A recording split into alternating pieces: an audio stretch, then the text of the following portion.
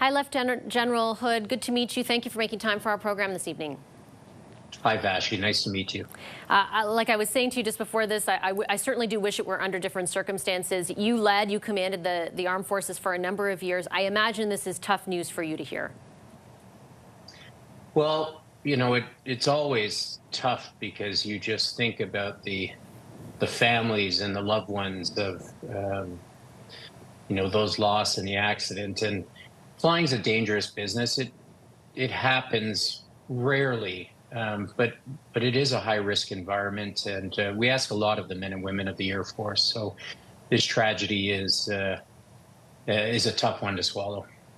Lieutenant General, can you help us understand, and Canadians watching, what it is exactly these helicopters are designed to do, what their purpose is? Absolutely, Vassy. The CH147F model Chinook that the RCAF acquired in 2013, we acquired 15 of them. They have lots of uses. First and foremost, it's battlefield mobility to move troops and equipment around a battlefield.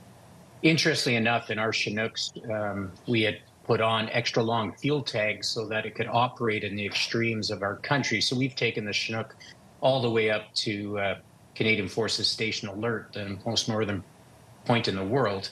Habited point in the world. So it has a variety of missions, but first and foremost, it's support to the Army and support to the Special Forces in whatever their missions happen to be. This incident occurred during part of the training on that helicopter. Is that training inherently dangerous or any more dangerous than any other type of training? Like, what does it involve per se? Well, I mean, I think our training regime is always built to get people's skill sets up to the level that's going to be required when you are going to use them in dangerous situations like combat, for example. So is it inherently dangerous? I mean, the flying business has a certain element to it, but I'd say, generally speaking, it's pretty safe. Now, we don't know precisely what training they were due. Obviously, it was at night, and the pilots would have a requirement to get so many hours at night, but it's an excellent piece of equipment. The night vision systems that the pilots be wearing are very capable. So, until we heard more about precisely what happened, I'd just be speculating.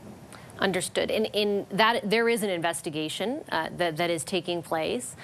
What might that involve? Given, and I would sort of add to our viewers that the area in which they are investigating, it's not the easiest thing to do, right? It's a body of water.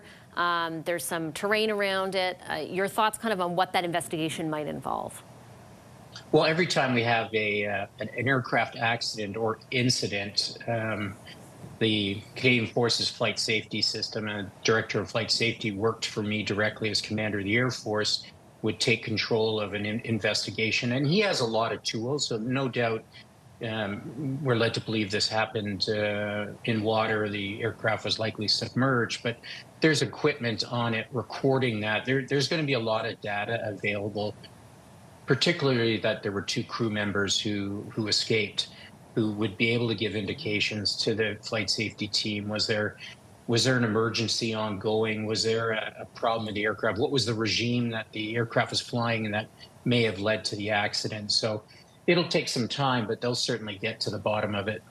I'm mindful that those answers aren't with us yet, but I'm just wondering from your perspective, because I think for kind of those of us who are not experts, we see 2 individuals who were killed from this, and then 2 who walked away. They're already out of the hospital without injuries. Is there anything in your mind that would help us understand how that could be? Well, the Chinook has a crew of 4, 2 pilots in the front, in the cockpit, and then a flight engineer and a loadmaster in the rear of the aircraft. It's not uncommon for the aircraft to fly around with the ramp open. So there's a door on the back, a ramp that opens up. So, in the event of if they came into contact with the water, it would be much easier to egress the aircraft for the 2 individuals in the back. Now, I don't know who the 2 fatalities are, but the cockpit environment in the Chinook is quite tight. And so the hardest thing you could probably ever have to do is extricate yourself from a submerged cockpit of an aircraft. The aircraft typically will flip over almost immediately. So now you're in the dark, upside down. It's an incredibly challenging environment, and we spend a lot of time doing training and simulation for that, because it's the same regime that those airmen and airwomen flying off of Navy ships base as well. So we won't know more until the flight safety investigation's kicked off, but as soon as they have something concrete, they'd be providing some information to the public. Understood. Okay, Lieutenant General Hood, I appreciate your perspective tonight. Thank you very much for making the time. It's a pleasure, Vassy. Hopefully next time under happier circumstances. I certainly hope so. Thank you, sir.